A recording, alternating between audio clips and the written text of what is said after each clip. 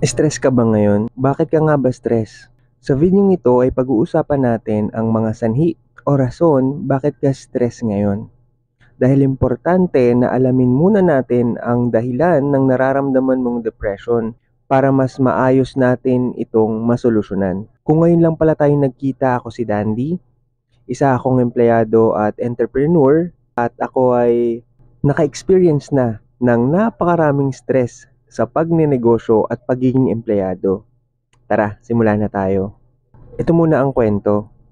Way back 2019, nung nag-start kaming mag-asawa mag-food business sa Ilocos, most depressing moment of my life is when I feel the upcoming failure of this business venture. Because negative na talaga ang sales versus our expenses. Doon ko naramdaman ang sinasabing rock bottom. Hindi lang ako physically and financially exhausted, ako rin ay emotionally drained. Alam niyo yung pakiramdam na wala ka nang ganang gumising sa umaga, pero pinipilit ko pa ding magpatuloy para hindi naman nakakahiya na ako ay nag-fail. Ito ang hindi ko makakalimutang lowest moment ng buhay ko. And in reference sa aking experience na to, here are the main causes of your anxiety today. Number one reason bakit stress ka ngayon ay ang you are comparing yourself to others. Tama po, kinukumpara mo ang sarili mo sa iba. Tandaan na may dalawang masamang epekto ang pagkukumpara ng iyong sarili sa iba. Una ay bababa ang tingin mo sa iba kung ikaw ay nakakaangat mula sa kanila. Ang pangalawa naman ay ma-stress ka dahil bababa ang tingin mo sa sarili mo dahil sa pagkukumpara sa mga taong nakakaangat ng antas ng pamumuhay sa iyo. Bottom line ay iwasan natin ang pagkukumpara ng ating sarili sa iba. Iwasan din natin ang pagbababad sa social media dahil kadalasan dito nagmumula ang stress dahil sa pagkukumpara.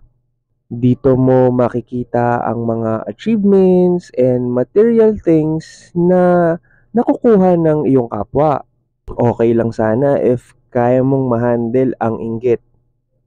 Pero real talk lang, most of the time ang inggit at mga napapanood natin sa social media ang dahilan ng nararamdaman mong stress. Lagi tayong maging mindful sa mga ginagawa, pinakikinggan at pinapanood natin. Dahil ito ay mayroong direktang epekto sa mga iniisip at nararamdaman natin. Number 2 reason why you're stressed right now ay ang you are overthinking. Dito naman po, you are already inventing result kahit na hindi pa naman talaga nangyayari. Nagiging habit kasi natin mag-isip ng paulit-ulit ng mga hindi magagandang outcome na nagreresulta ng ating anxiety. Hindi ko sinasabi na huminto tayo mag-isip. What I am saying is to manage your thoughts and calm your body. By doing this, magkakaroon ka ng clear mind na makakatulong sa pagdedesisyon mo ng tama kung anumang challenge ang hinaharap mo ngayon. Okay, next. Third reason why you are stressed right now is that you are not in the present moment. Ito yung point or situation whereas you are thinking the past or future.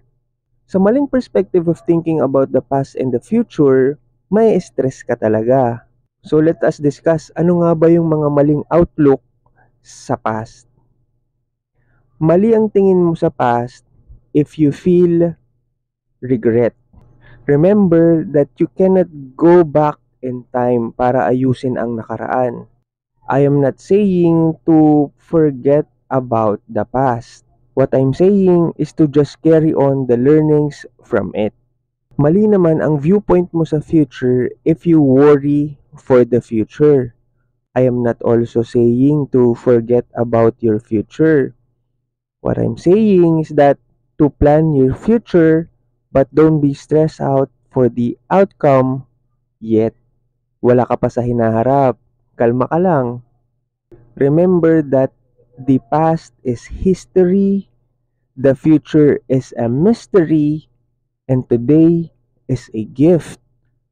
That is why it is called present. Ginawa ko ang video na to personally share my experience on how I was be able to cope up with anxiety. Para makatulong din sa'yo kung pinagdadaanan mo to ngayon. Walang makakaiwas sa stress. Hindi natin to pwede takbuhan at kailangan natin tong harapin. Pero mas lamang na tayo if we are aware of our enemy. At ma-remind ang ating sarili na stress lang to.